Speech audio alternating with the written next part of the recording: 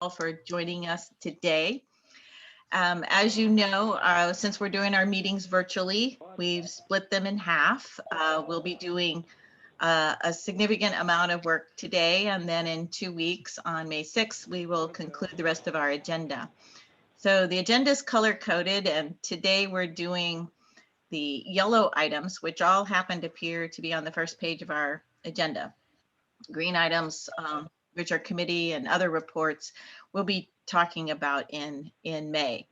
So without any further ado, I'm welcoming all of you, and it's my understanding we may have the new president of the Vancouver chapter, Elisa Campbell, on the call, are going to be joining us today. And this is her first day as president. So welcome her and don't scare her off is all I can say to all of you.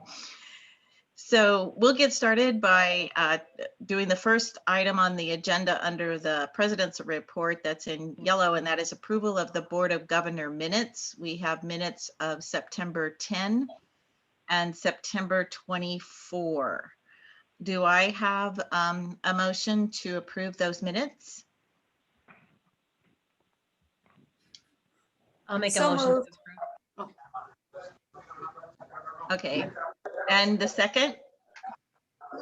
Yes, I second. Okay, I hear Kathy and Aurelio for those moving and seconding. All those in favor, please signify by saying aye. Or raise your hand, either one. Aye. Okay. Anyone opposed, say nay. Any abstention? Hearing none, the minutes pass, and we'll move on to the next item. My strategic plan update is a verbal one today. I want to thank everybody who's been involved in this in any way, shape, or form.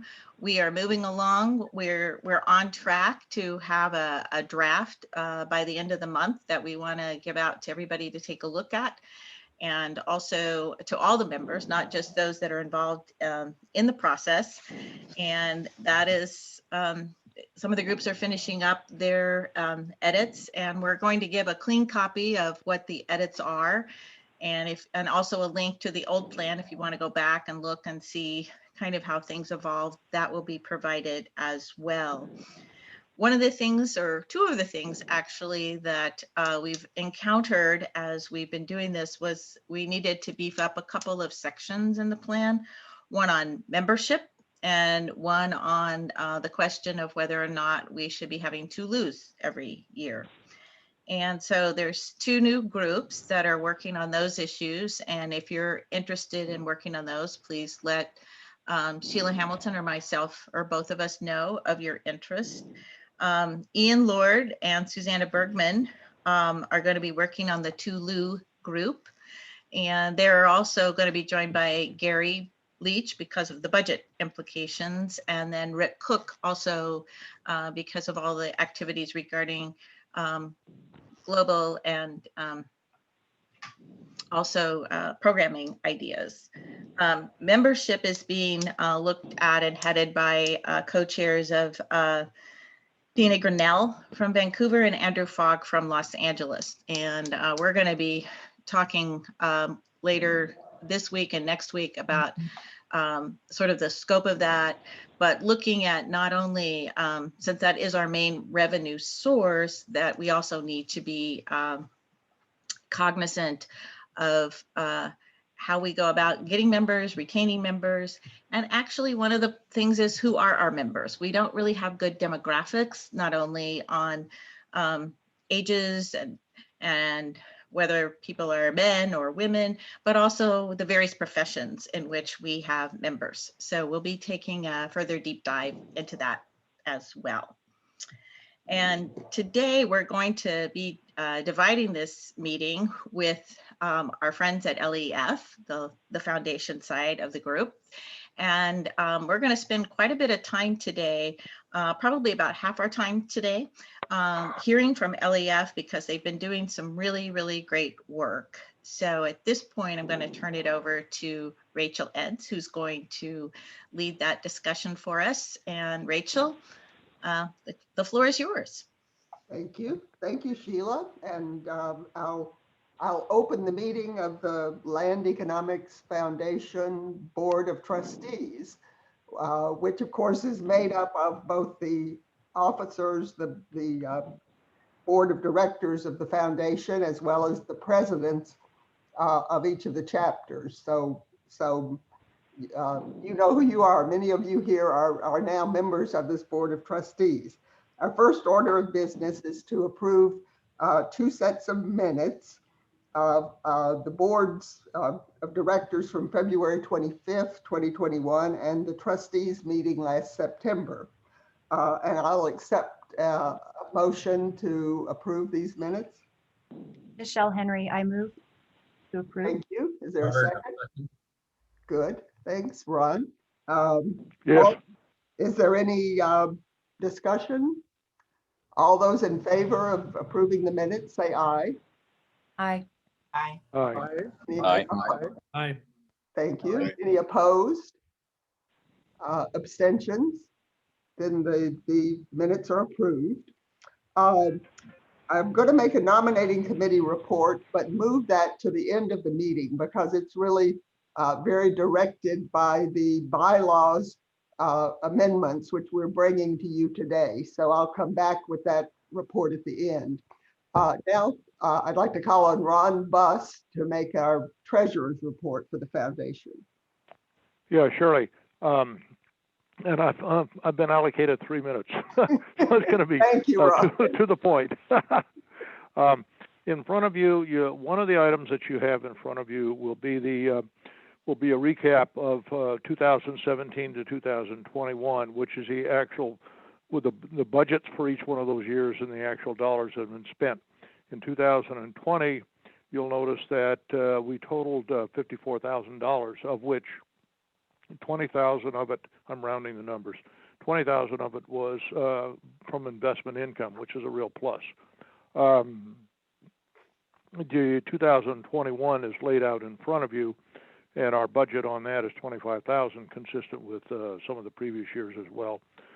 The one thing that you notice on expenses was that it was significantly less, and it's obvious why. You don't have officer travel. We don't have grantees coming in and talking to us. So it's the 2020 actual expenditures was, $14,000, which was a fraction of what it was in previous, about half or even less than that in previous years. This year it's projected for 16,000 because, obviously we don't have any lose plans. So those major expense items go out the door, at least for 2021.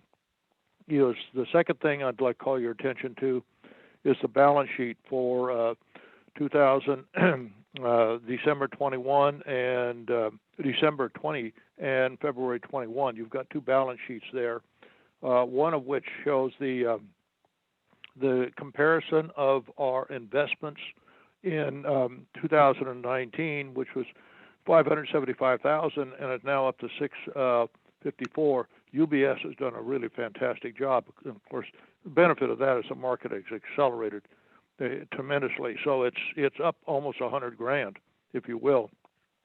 Portion of his contribution and portion of it is upside potential. And you'll notice as of the end of the year, it was 254,000 or 654,000, and right now, as of the end of February, it was 657,000. So it has not deteriorated. All that's a plus. And considering that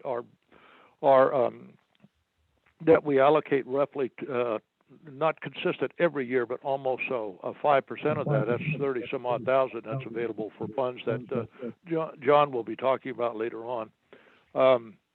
They're attached to your documents in there. You'll find our grant log and cash flow systems. That's in there for you to look at. There's also details on the UBS and the investments we have in there. That's available for you at your convenience. One last thing, we did get a contribution, much like Klakoff did in 2016. We got a contribution from one of the LA members, Bill Tooley, who Rachel has sent a thank you note to, as well as Karen herself representing the LA chapter. So we appreciate that. That's all I have, Rachel. Thank you, Ron. That's a good report. Next, I'd like to move to the recommendations we're making about changes in LEF bylaws.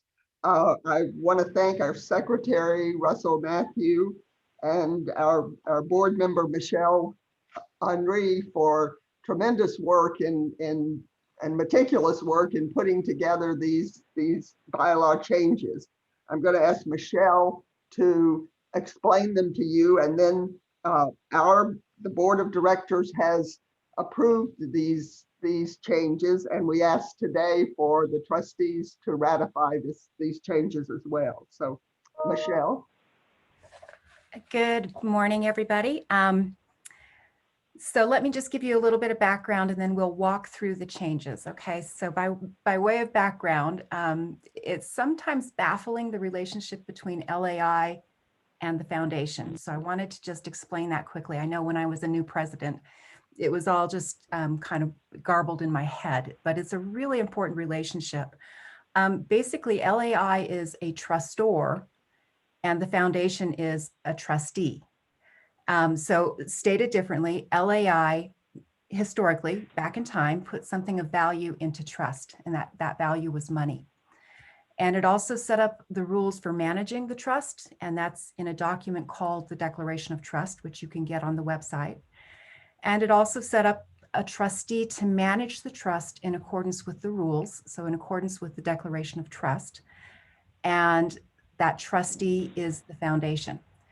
So the foundation manages funds, these funds that have been put into trust, so that the mission of LAI can be furthered through grants. We give money to different grant proposals. Those grants are enabled by interest on the money that is in trust. That's what Ron just went through. So that corpus of the trust spins off interest money, and that money is available for grants. And that's how we further LAI's mission. So chapter presidents, you're here as a member of the Board of Trustees. So it's a very sacred role being a trustee and managing that trust for the benefit of the trustor, LAI, in accordance with its goals and its mission. As Rachel said, the Board of Trustees is comprised of two different groups. There's the chapter presidents on the one hand, and there's the Board of Directors on the other. Within the Board of Directors, there are both officers and directors who are not officers, like myself. So we have 6 members who are 4 of whom are officers, 2 of whom are not. And we have an ex officio member, and that's Sheila Harris. So ex officio means by virtue of her position as president of LAI, she also has a seat on the board of directors. Okay. So it's an interesting mix. It is not exactly the same as the governing body of LAI. So for example, the officers and directors of LAI, except for Sheila, are not members of the Board of Trustees and are not here to vote. So it's a little bit complex, but remember there's checks and balances between a trustor and a trustee. And that's why the composition of the membership is not exactly the same. It's there for checks and balances. But chapter presidents, you are here sitting as a trustee, so put on your trustee hat. And I have to let you know, the document we're looking at today is the document that governs us as trustees, so it's our bylaws. And we're going to be recommending 20 changes to 20 different sections, 20, so that's a lot to go through in the next 20 minutes or so. The Board of Trustees will need to vote on these recommended amendments. As Rachel said, the Board of Directors has already approved them. We need the Board of Trustees to vote on them. And then you're going to put on your LAI hat as a member of the governing body of LAI and ratify that vote in a few minutes. Okay, so first we have to act as trustee, and then you're going to turn around and act as trustor. All right. I know it gets confusing, but turning to the amendments, we have 5 different categories of amendments, and you can kind of see that legend up on your screen. I color coded them because I wanted to kind of highlight the different things we were trying to address by different amendments. So red is the most important color. Items in red are proposed in response to the Foundation's commitment to greater diversity and inclusion. This was really our driver in opening up the bylaws and starting down the path of doing amendments. We've taken several steps already along the way of our commitment to greater diversity and inclusion. The first was to increase the number of directors from 4 to 6, so adding additional bodies on the board to try to diversify that membership. Second, and Sheila, you can just stay right there. That's fine. Second, so first we increased the number of directors. Second, we established term limits for directors. So that allowed us to get greater rotation over time. Those changes have already been implemented, are already in the bylaws. We're going to take the next step. And what we're going to do is we're going to propose, you'll see this in a minute, so just bear with me. I'm just explaining what the red font means right now, but we're going to propose to add a definition of diversity and inclusion, which you'll see in a minute. And we're going to require that at 2 steps in the process of when the board of directors does its job, it has to consider and practice diversity and inclusion. We're going to talk more about this in a minute. But again, red font goes to diversity and inclusion. There are 3 sections with proposed changes relating to diversity and inclusion. If nothing else happens today, I really want to walk away from this meeting with those proposed changes being approved. Okay, so number 1 is red font, diversity and inclusion. Number 2 is going to be blue font. And these are kind of technical amendments. They go to the point that originally there were 4 directors, as we just mentioned. There are now 6. So at one time, the directors were exactly the same people as the officers. There was nobody who was a director who was not an officer. There were only directors/officers. Now that we've added directors who are not officers, we need to clarify the governing document rules with regard to officers and clarify the governing document rule with regard to directors. So we've got to separate some things out. They were all together. We've got to pull them apart. Those are things in blue. So we'll get to those in a minute. Items in green, also kind of technical stuff, and they really go to that notion of ex officio. And again, the president of LAI sits on the board of directors ex officio. We need to clarify some things with regard to that. We're also going to be proposing a second ex officio body, and that's going to be the immediate past president who can, not necessarily, but who can be appointed by the current president of the foundation to sit on the board for 1 year. And that's just to help with continuity and transition. So you'll see that as well in green font, those ex officio concepts. 4th, items in purple are also pretty technical. They're in the category of aligning the foundation's process, particularly in this meeting of the Board of Trustees, with LAI's process. And most importantly, that's going to be with regard to whether or not votes can be cast by proxy. And the proposal is no. We'll talk more about proxy in a minute. But again, items in purple are about streamlining LAI and LEF. So everything is just a little bit easier. Finally, items in brown are cleanup. So it's going to be typos. It's going to be stuff that makes the document internally consistent. So for example, the table of contents, changes to the table of contents would be in brown. Okay, so those are just kind of cleanup items. In your materials, let me just mention you've got 2 documents. You've got the actual bylaws, which we're looking at on screen. That's what we're going to use as our base as we walk through these. But we also have a table in your materials, and that table talks about the stuff that I just talked about, but it also goes line by line, each article, each section that is proposed for change. Again, it's color coded and it's giving kind of the rationale for the change. It also gives any cross references. So as you were getting ready, that would have been a tool to kind of help you walk through what the changes are. As we're going through things, if you see something on the screen, you say, what the heck is going on? That table, if you've got it printed out, will kind of remind you of what's going on. Or later on, if you need to refer back to something, that's what the table is for. We called it a talking tool, just something to work through. So anyway, I'd like to ask you to write down your questions as they pop up along the way. Let's push them all to the end, because I think at least some of those questions will get answered as we work through things, okay? Are you ready to dive in?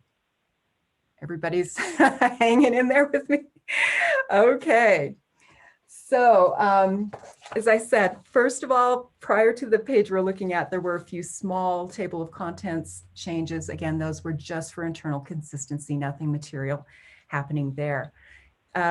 Article 1, let's get started with Article 1. Article 1 basically describes the trustor-trustee relationship that we just talked about. The change here in section 1 down at the bottom, it's in green. So again, it's intended to help clarify that ex officio position of the president of LAI sitting on the board of directors. So it just adds that the president of Lambda Alpha or his or her designee shall serve ex officio on the board of directors as a voting trustee from Lambda Alpha. So again, just technical to help people in future boards understand the process. Article 2 is about board of directors. And again, remember, board of directors and officers at one time were exactly the same. We're now separating them out. So there's going to be one article specific to board of directors, one article that is specific to officers. So Article 2 is about board of directors. No longer everything mushed together. So the first material change, let's see, can we go back one page, Sheila? And so section 2 on number, it just clarifies that in addition to the officers, there can be directors who are not officers. Section 3, vacancies. So that's if somebody resigns or however else a seat can become vacant. What we're going to propose here is that the president of the foundation can fill a vacancy. He or she can appoint someone to take that seat to the end of the term, as opposed to going out to the board of trustees for vote and having to wait until one of the trustee meetings at these 6-month intervals. It's a way to keep the board all of the seats filled. Okay, let's turn the page here, Sheila, and go on down to section 5, limits on chapter representation. This is something that is contained in the Declaration of Trust. Remember, that's the document that sets forth the relationship and the rules of managing the trust. And one of the things that it says is that except for the president of LAI, no 2 members of the board of directors can be from the same chapter. Again, embedded within that is the idea of diversity right there. What we're going to propose is that it's not just the president of LAI, but any ex officio member. So that's both the president of LAI and the immediate past president if she or he has been appointed for a 1-year term on the board. Again, that just kind of makes sense. Those people are there by virtue of their ex officio role, not because they've been voted in by the board of trustees. And so it could be the kind of situation where the board of trustees that has been voted in happens to have a member who is from the same chapter as Rachel when she terms out, right? It wouldn't be fair. So those are the exceptions to the general rule, no 2 members from the same chapter.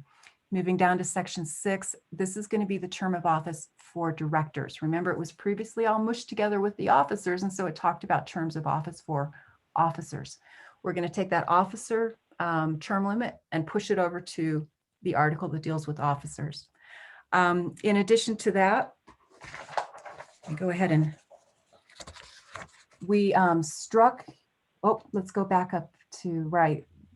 Yeah, to just a little bit more. There we go. Okay, that you see a strikeout in brown. So that first section of strikeout, we don't need that anymore because that was put in place when the term limits first were established. Those have already been established. We are now doing those term limits in the rotation, so we don't need that first sentence anymore.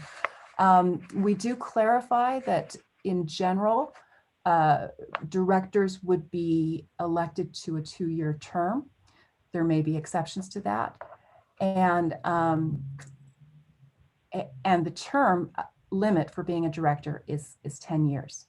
So it looks like there's a lot going on in there, but some of it is just clarification of the way we do things now. Some of it joined the meeting. An update, but it basically, the long and short of this is to put a term limit on the office of, or are on a director seat of 10 years. So moving on, Article 3 is about the foundation. And so what it really, a lot of what's in here is how these Board of Trustee meetings are conducted. You see a small change there in section 1. That was just for consistency. We don't capitalize president anywhere else in here. Sheila, we can go ahead and scroll on down to the top of the next page. There we go. So you see a small change in section 4, which is the very, very top of the page. That mirrors also a change in section 6. These are in purple font. Again, it's making consistent the practices of the Board of Trustees meetings with the practices of the governing board of LAI. And so the most important thing is that in the old days, they allowed a proxy. And we are now in a world of not only phones, but Zoom meetings. And so we don't really need proxies anymore. And what a proxy is, if this is a strange word to you, imagine before we had teleconferencing and, there's an annual meeting coming up or a biennial meeting coming up. All of the meeting materials have been sent out ahead of time. You have a chance to review them, but you're a chapter president. You're not going to be able to attend the meeting. It would have been an in-person meeting. And so what you would do for a proxy is you would write a piece of paper that said, I vote yes on the following agenda items. I vote no on the following agenda items, and you would send it in lieu of being there in person. Well, as I said, we don't need to do that anymore because we can now have a Zoom meeting or a telephone conference. And if a chapter president cannot be there, she or he can appoint a delegate to go attend and vote in his or her absence. And this is important because it's better than a proxy because it allows people to hear the discussion, to participate, to make decisions real life instead of being forced to make a decision just based on the meeting materials that you were sent. So that's the logic behind doing away with a proxy and instead allowing people to attend these meetings in phone or by online service like the one we're on. And basically the language here in section 6 mirrors the language that LAI is using, and it based as I just kind of described, allows a president who's not going to be able to attend the meeting to select a member in good standing from his or her chapter, notify ahead of time so we know to expect that person, and then that person can come, listen to the discussion, and cast a vote. So again, just streamlining the processes of the two different governing boards. Moving down to Article 4, this is what we talked about with, again, the stuff that was originally mushed up, officers and directors. It's now been separated. So this Article 4 is about officers. It's going to talk a lot about the different roles and responsibilities of each of the office, but it's also going to talk about elections. That's going to be really important. We'll get to that in a second. Right here in section 1, just clarifies that the directors are elected by the Board of Trustees, and it also clarifies that elsewhere in the bylaws, the bylaws allow for one or more vice president. We actually only have one right now, but there could be a vice president of this and a vice president of that. Let's go to the next page, Sheila. And up in section 3, we just added an S to vice presidents. Again, that's a matter of cleanup. But going down to section 8, this is the really important part, the nominating committee. And look, here you see the red font. Remember, the red font is diversity and inclusion. This is really important stuff. So how does a person get on the board of directors or become an officer? The nominating committee sits down, considers candidates, and creates a slate of officers and directors. So those directors who are officers as well as those directors who are not. The nominating committee creates a slate. Well, how do we make sure that slate includes this concept of diversity and inclusion? Well, we put it in there in red font. The nominating committee shall consider and practice diversity and inclusion. Well, what the heck does that mean? Let me start with the word consider, because a lot of people saw that word and the first reaction was, oh, I thought about it. Okay, I've considered.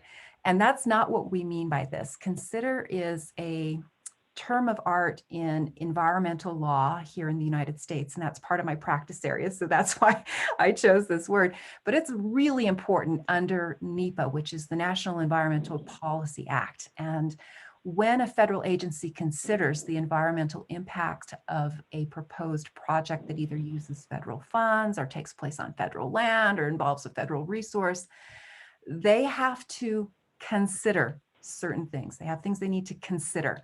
And that means that in the evaluation process, it is included on the list. It's not disregarded. There is no predictable outcome necessarily, but it has to be considered. It has to be measured. It has to be thought about. It has to be addressed.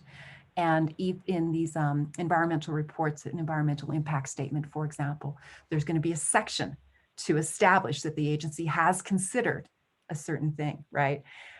Where federal agencies screw up and have to go back to the square one is when they fail to consider something important. And so we use the word consider because it's not just a check the box, but it's actually something that is deliberated on. We also added the word practice. So it's not enough to simply say, we considered it. We want the nominating committee to put into practice this thing called diversity and inclusion. Now, what is diversity and inclusion?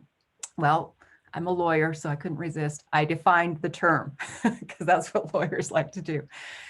We don't need to scroll down. I'm going to go ahead and read it to you, but the definition is in, forgive me,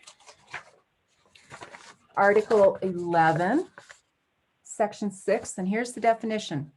As used herein, diversity and inclusion means without discrimination on the basis of gender identification, sexual orientation, racial identification, ethnicity, spoken language, religious affiliation, citizenship, or national origin, and with acknowledgement that Lambda Alpha values and expects highly ethical behaviors by all of its members to demonstrate understanding, respect, tolerance, empathy, and goodwill towards others. Now, if that sounds familiar, it's because we stole it from LAI, because we want our practices and LAI practices to sync up. And part of the reason that we put it in a definition is because we know that these kind of thoughts and definitions change over time. 5 years from now, there may be something that needs to be tweaked in there. There also may be language that what we find is that as between our Canadian members and our United States members, sometimes we use different language when we talk about things. And so the definition may evolve over time, but however it evolves, it's going to track what LAI is doing. And it's also going to be the thing that the nominating committee has to consider and practice, okay? So in addition to that definition of diversity and inclusion, the nominating committee also needs to consider geographic location of residence of the person and also the type of land economics experience. So we're trying to get geographic diversity and also professional diversity into the board of directors, into the officers, okay? So very important, Section 8. And I'm running out of time, so I'm going to speed it up a little bit. Section 9, again, just clarifying that both directors and officers are elected. Section 10 is term of office for officers, which to cut short, it's a 2-year term, but you can continue that term in the same office for up to 6 years. A lot of this was moved over from Article 2 and pulled over into this section. I want to point out the part in green before we move on. Again, this is where the immediate past president of the board of directors may be appointed by the president as an ex officio voting member of the board of directors for an additional 1-year term. This is where that process got plugged in. Article 5, there were no changes. Article 6, not going to fiddle with the purpose of the foundation. Article 7, this is important. These are our rules for when we give out grants. Okay, these are the rules and the guidelines in the process. Down in Section 3, you see 2 bullets that have changes. Those are really just, again, they're in brown. They're just truing up the way the practice actually happens on the ground. The last bullet is important. This is the second step in the process where the board of directors has a real opportunity to consider and practice diversity and inclusion. And that is in the course of considering and awarding grants. We did not have the geographic diversity in this. We don't have the professional diversity in this, but we do have to consider in the course of considering grant proposals. Okay, so it's one of the items that we deliberate on. Moving down, Article 8, no changes there. Article 9, no changes there. Article 10, no changes there. 11, miscellaneous. There's just a couple changes here. Section 1 and Section 5, once again, these are just truing up the practice on the ground with the words of the bylaws, kind of minor changes. There at the end, Section 6, that's your definition of diversity and inclusion. And that's it. So what I'd like to do is, if there are questions, go ahead and take questions. If we're lucky and there are no hard questions coming my way, I would encourage a motion to accept the amendments. Again, if you know, if we get bogged down in some technical issue, I would like to ask for a motion to at least accept the proposed amendments in red font that go to diversity and inclusion. So with that, I'll be quiet and wait for questions. Michelle, this is Jim Musbach. I do have a question. First of all, fantastic job. Really, really thoughtful and thorough. Really appreciate it. And on the issue of proxy, where you talked about how, since we're using Zoom and other means, when we start getting back together again, will we do both Zoom and in-person meetings, or how would we manage those two different media? Right, Jim, that's a great question. The thing with proxy, it's that send the paper in ahead of time. That's what a proxy technically is. So what we're shifting to is, even in in-person meetings, and LAI has been doing this for a long time, it just wasn't reflected in the foundation bylaws. A chapter president can appoint a delegate to attend the meeting. So it's phasing out that paper thing and allowing a person to attend, whether it's in person or by. Got it. Thank you. Michelle, I was just going to suggest maybe we should put a motion on the floor, and then our discussion can take place in the process of dealing with that motion. So I might even ask, do you want to move as a member of the board of directors that we accept these amendments to the bylaws? Yes, I would like to move that we accept the proposed amendments to the bylaws in full. Is there a second to that motion? Don Leonard. Yes, Second. I would second. Yeah. Thank you. Now, I'll turn back. Are there any other questions or comments about these changes?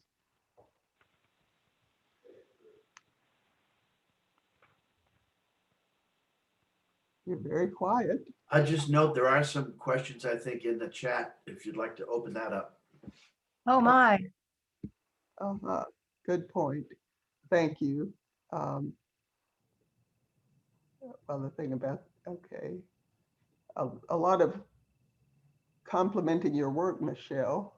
And a legitimate concern that there's a lot of, and I apologize for anyone international, because there is a lot of jargon and verbiage that I wish we had more time to go through. So I think that's a very fair comment. And I'm happy to talk with you all offline a little more slowly. If I realize it'll be after the vote, but I would like you to feel like this process wasn't, at the end of the day, you understand what was going on and why. Right, that's a good point, because I mean, certainly this is a huge, a complex thing to just kind of, if you're only looking at it to begin with, it's a lot to absorb, but you should know that there's been a lot of careful looking and discussion, at least among the board of directors, to get here. Is there any other specific comment or question anyone wants to make before we would vote on this?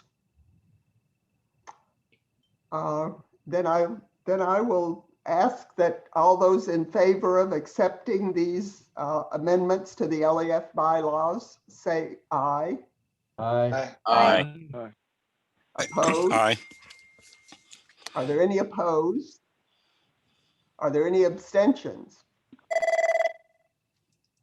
Then I believe these bylaws have been, changes have been approved. And I, again, thank you, Michelle. I thank you, Russell, and all of the board of directors and the trustees today for your careful attention on this. Our next item of business is a report from our Vice President, John DeVries. I'm not sure John is on this call. I'm here, Rachel. Oh, good. Thank you. I'm glad to hear. Okay, John.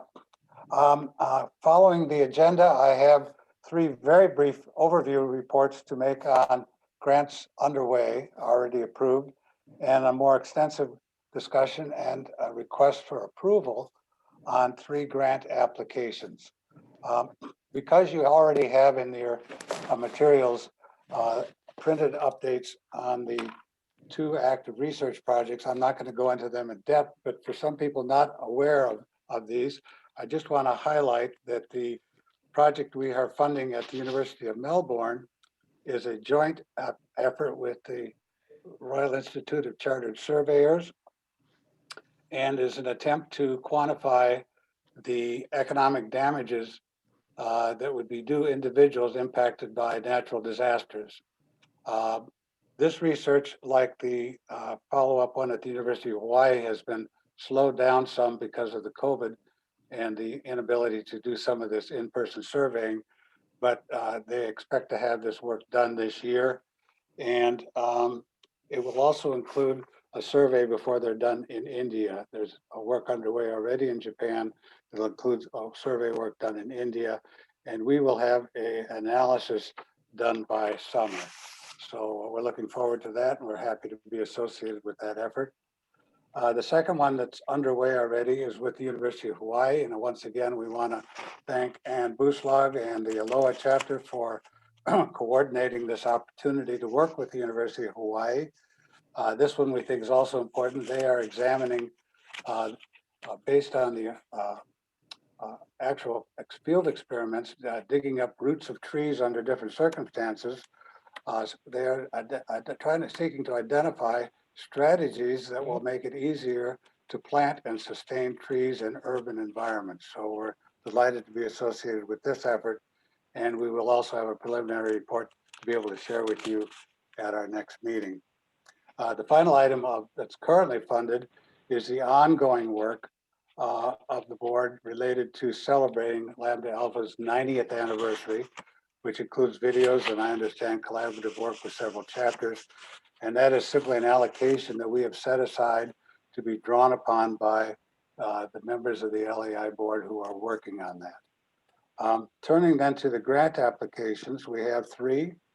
The first is a follow-up phase 2 of a application that we approved last year. And for those of you who have been able to tune into the wonderful global chapter webinars this spring, we had a presentation on this very important topic of the use of social media and, if you will, bots to influence land use decisions. We had a huge participation in that webinar and lots of comments following that. This would be a follow-up effort to further analyze the data. They looked at some 50 development projects around the US and how much they had been influenced by robotic social media commentaries. This time they're going to drill a lot further into the data they gathered on that. And they're also going to develop 12 bots of their own that they're going to test using different topics that they're going to test with different audiences to see what kind of keywords are being used in these so that people can be on the alert for when robots are influencing land use decisions. This work is being undertaken in cooperation with the Boston chapter, something we wish to encourage. They are asking for a second phase of $10,744. To remind you, the first phase we funded was roughly the same amount. Rachel, will you want me to go through all 3 of these quickly and then we can go back and vote on them? Why don't we do them together? Okay, thank you. The second one we are excited about. This is research related to efforts underway in a lot of U.S. communities and U.S. states to upzone properties to increase densities for the goal of reducing housing costs. For example, the city of Minneapolis has now abolished single-family zoning, as has the state of Oregon.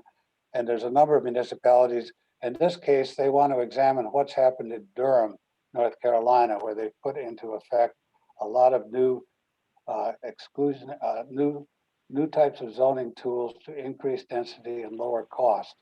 They feel like what's missing in the research on this is what developers, home builders, in fact, how they perceive these new rules and to what extent they actually are assisting in providing more affordable housing. So they'll be doing an extensive interview process with some 30 home builders and developers, quantifying the results and sharing them with the planning department there in Durham.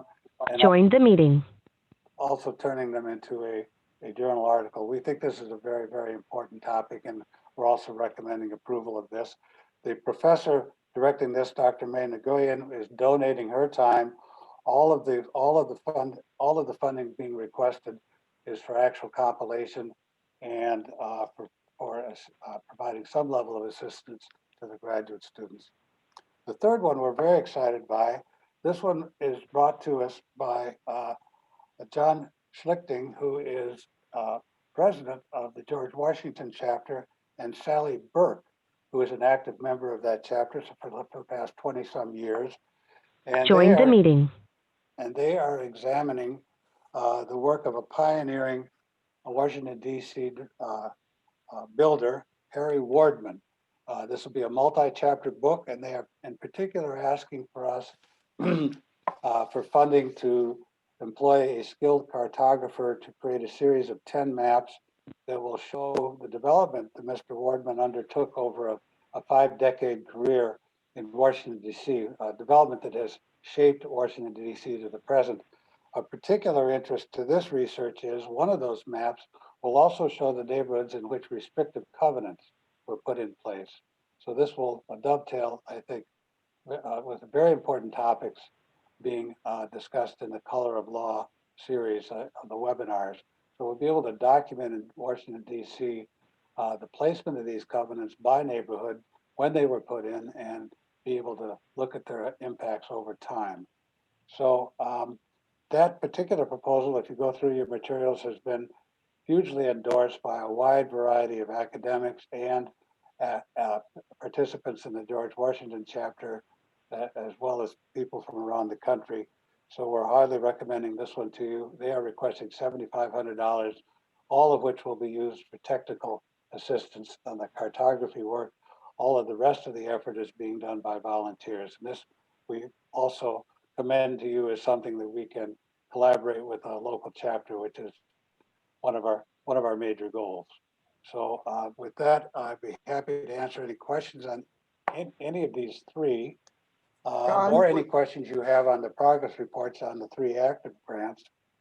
But to tell you, the LEF board 100% commends approval of these 3 new grant applications, and we welcome any input you have, and we welcome your participation in approving these. Thank you. John, do you want to make a motion to that effect? Would you like to consider these separately or as a package? Let's just do the package, I think. I would like to move approval of the 3 proposals as listed here.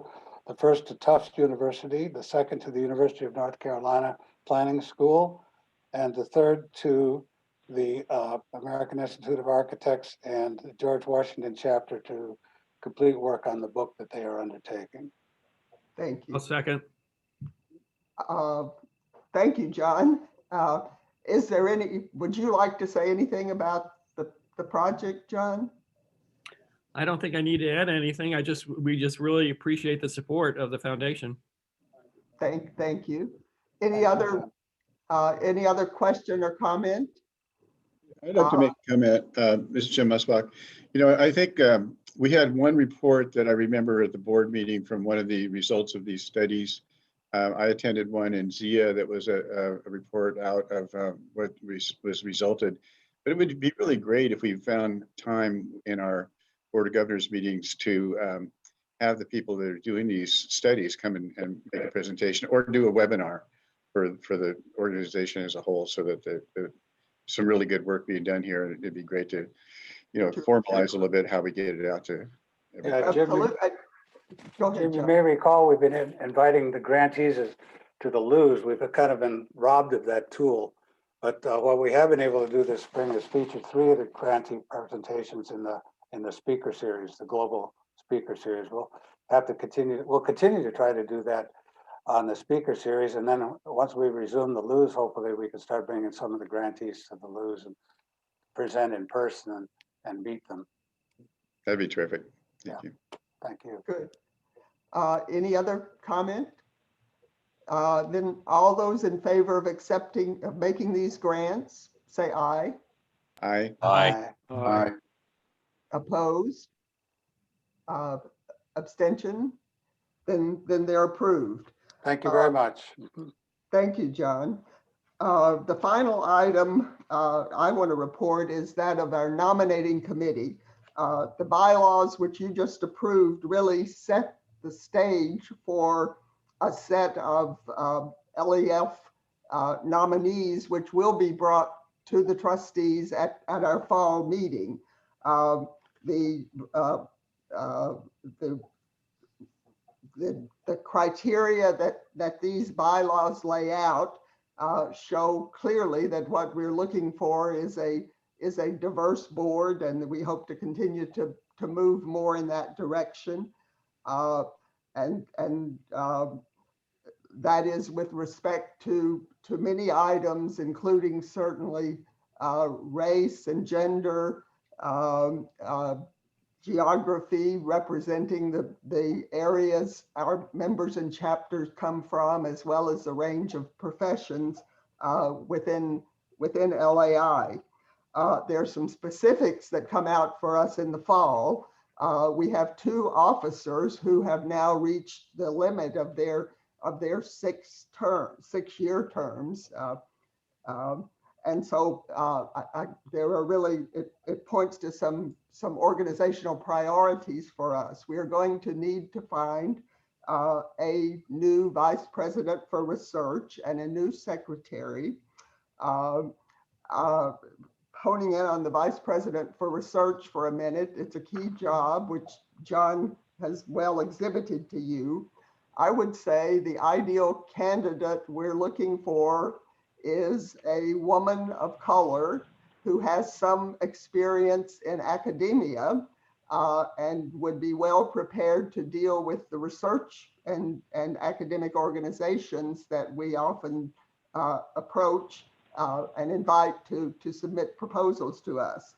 So you will soon be seeing an invitation for people to offer themselves or for nominees. And I particularly today urge all of you presidents to think of your own chapters and people you have who might be very well qualified for this position.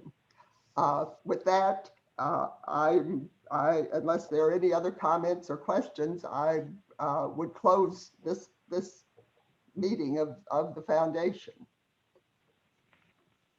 Then I will close it, and we'll move back to the LAI Board of Governors meeting. Thank you, Rachel, and thanks to everyone at LEF for your hard work. We appreciate all your great efforts. I do need to get a motion from someone affiliated with LAI to approve the actions that were just discussed at the LEF board meeting, and we need to have a second and vote on that. Do I have a motion? So moved. That was This is Jim Christine. Musbach, a second. I'll second. Christine will second. Great. All those in favor signify by saying aye. Aye. Aye. Aye. Any nays? Any abstention? The motion passes. Thank you very much. We're going to move on with the rest of our agenda items. And then the next one being item C, land matters arising with the LA Land Economic Weekends. We do have dates for Sacramento are on here, and I'm going to ask John Leonard if he has a moment to give us just a brief overview of where they are in the planning. John. Our team is diligently pursuing the best Lou ever, and we have a full agenda, and we're working through every detail. I'm not sure exactly what you'd like to hear about, describing some of the events that we'll be touring, but it's going to be a great. We have 10 people on our committee, and everybody's divvied up responsibilities, and it's going to be an incredible Lou.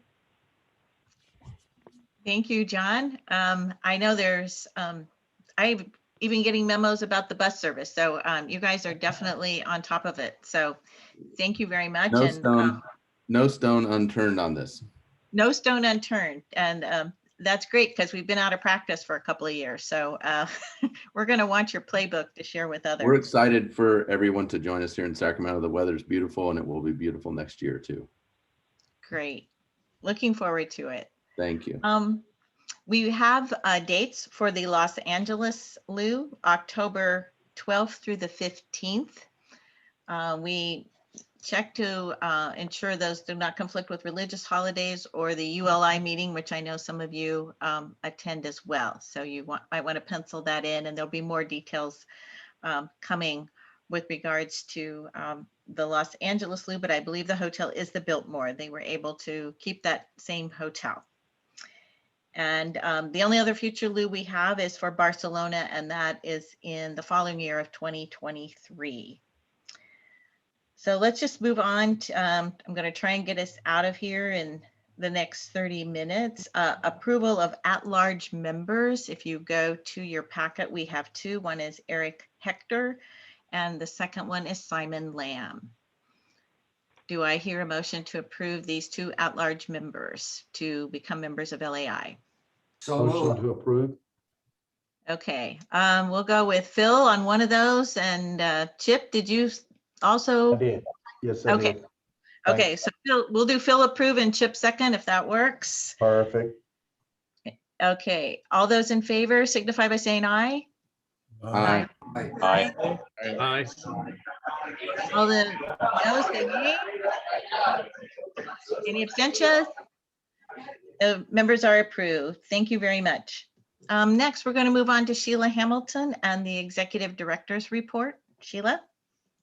I don't really have a whole lot to add. There is the membership dues chart updated as of March 31st. I would like to note that it does not include Vancouver, Simcoe, and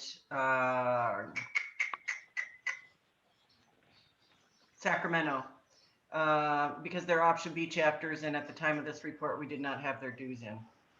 But other than that, we're plugging along. Any questions? Sheila, it's Kathy. I have a question. Is this as this chart gets updated, I forgot, is this available on our website? No, we just put it in through the board books. Okay.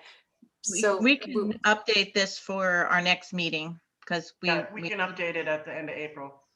Yeah, excellent. we should, because we do want to keep an eye on this. You're absolutely right, Kathy. Good point.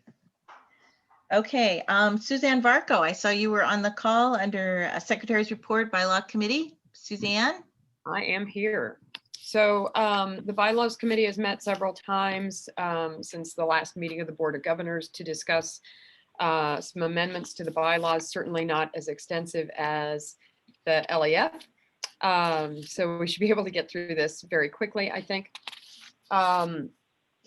The first amendment, and it's noted several places throughout the bylaws amendments, is that we have decided to recommend changing the name of the International Scribe to the International Communications Director.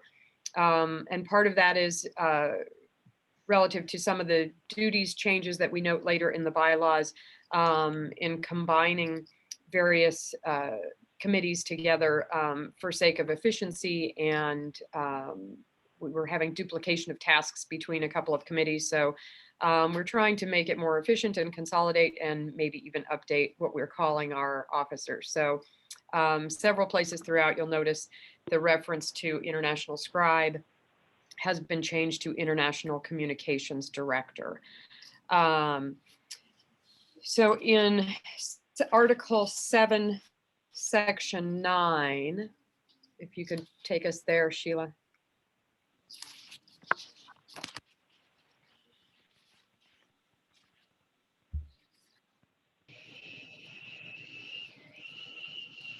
Should have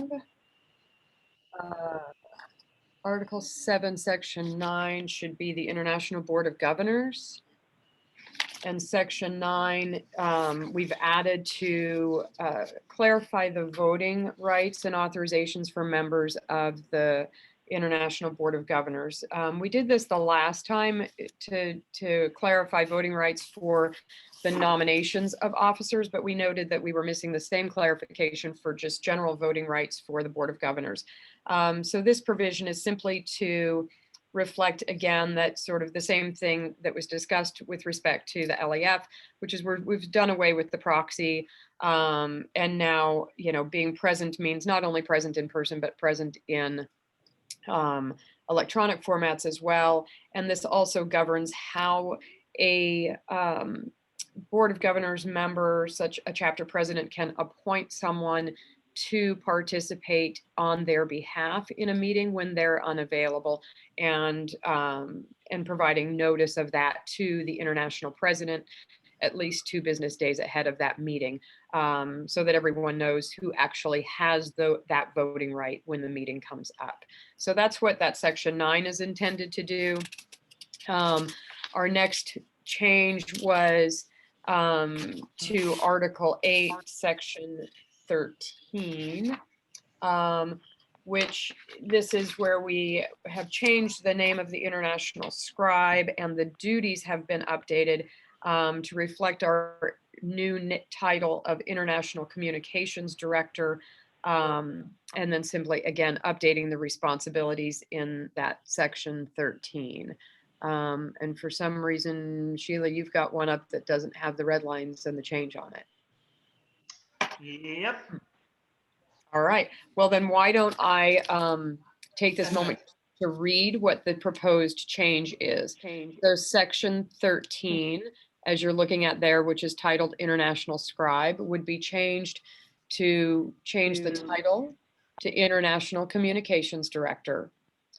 And the text would be modified to state that the International Communications Director shall be responsible for developing and distributing content over all traditional and social media channels currently available as a means of communication between international and local chapters, enabling communication between local chapters, and enabling member-to-member communication.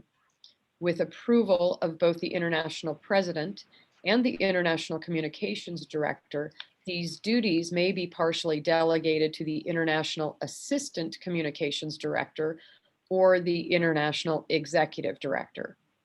The International Communications Director shall also be responsible for the LAI website, meaning development, content, and maintenance, and other social media channels as may be from time to time authorized by the International Board of Governors. So that is the new language that's proposed for that section.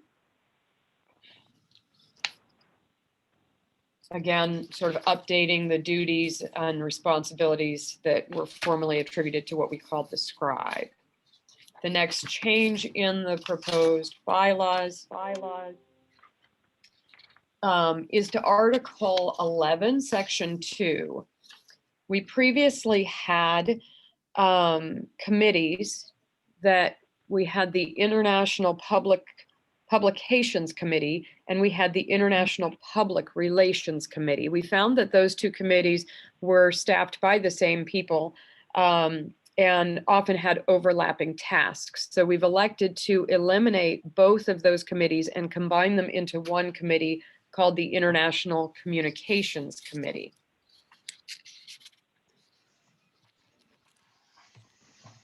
And then the next change is to section 10 of that Article 11, which simply redefines the tasks of the International Communications Committee.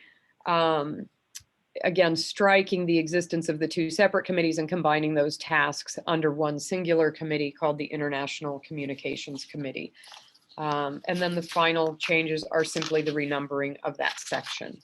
So those are the bylaws changes that are currently being proposed by the Bylaws Committee.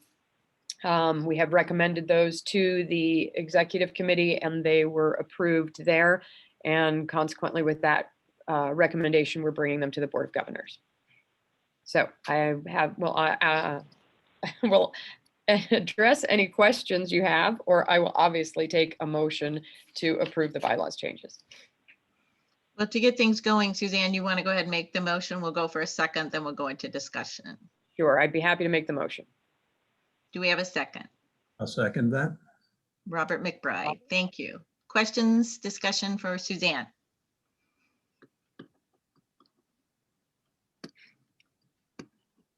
Sounds pretty crystal clear to me, Suzanne. No questions. Good I like job. Okay, so we'll go ahead and go to the vote. Oh, Jim, do you have a question? Yeah, I do have one question. I think it's great and overdue really to change the name of the scribe to the communications officer.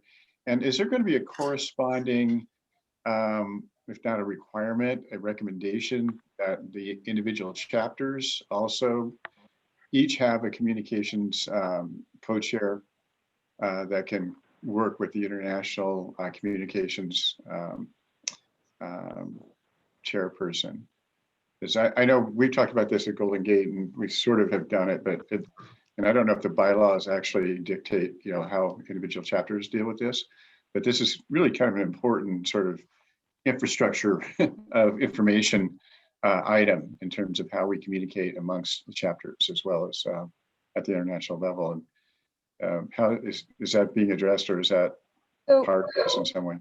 So we can't require, our bylaws don't let us require local chapters to name people anything or have certain positions like a scribe or something else that's similarly named. What our revisions do allow us to do is that our bylaws say that any revisions to our bylaws that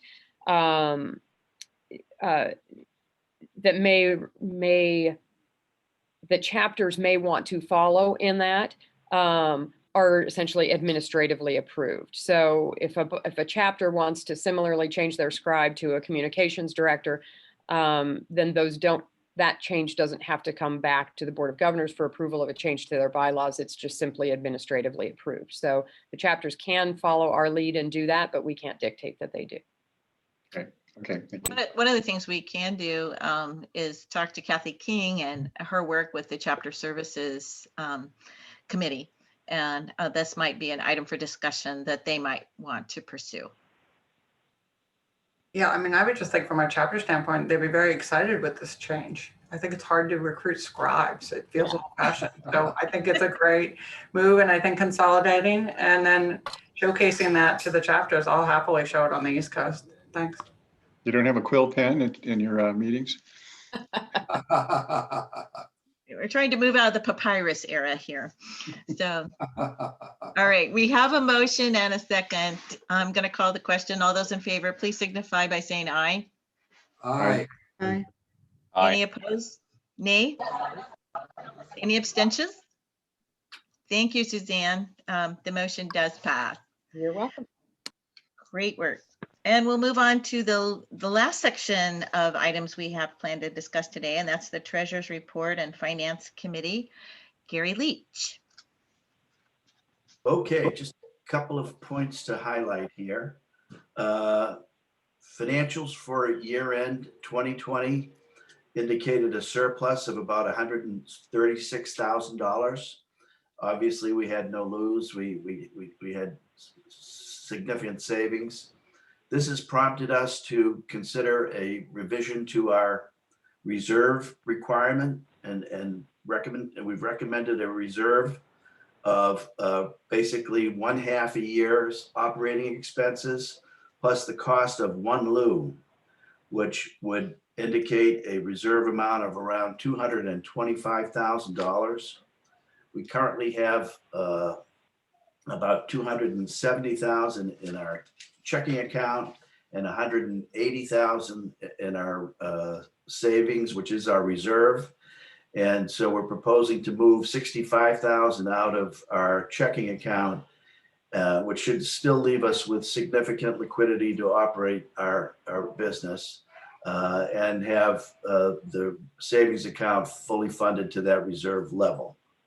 So those are the recommendations with respect to the surplus and a change to our reserve. The other two items I wanted to point out with respect to the 2021 budget were two items that were included and added. One was an allocation of $7,150 to provide support to GID for extra work and staffing that will support our strategic planning initiative. So that had been approved at the executive committee back in January. And also a pilot program that the Chapter Services Committee has initiated to provide funding and administrative support to those chapters who don't currently have any administrative support. And that amount is roughly $16,000 that's been allocated to that budget. And there's a proposal included that describes how these funds were arrived at and how Kathy King plans to implement them in support of the chapters. And I think those are the only significant items with respect to the treasurer's report. Thank you, Gary. So we're basically looking for approval of the actions of the executive committee from March 11 and March 25th. Is there a motion to that effect to approve those actions? I'll make the motion. So, Gary will make it. Okay. Kathy, did you second? sure, I did. I'll call for the question and ask for any other items of discussion before we vote. Hearing none, I'll go ahead and call those in favor of approving the actions of the executive committee of March 11th and March 25th. Please signify by saying aye. Aye. Aye. Those opposed, nay. Any abstentions? Thank you. Great. We have concluded a few minutes early even. I want to thank everybody for staying on task here and on our agenda items. The items that Sheila Hamilton has on the screen now in green will be what we'll be discussing in 2 weeks on May 6th. And we look forward to seeing you again at that meeting. So once again, everybody, thank you for all your great work. We're making some real progress. Thank you. Take care. Thanks, Stay safe. everyone. Bye. Nicely done. Thank you. Good to see you all. Well,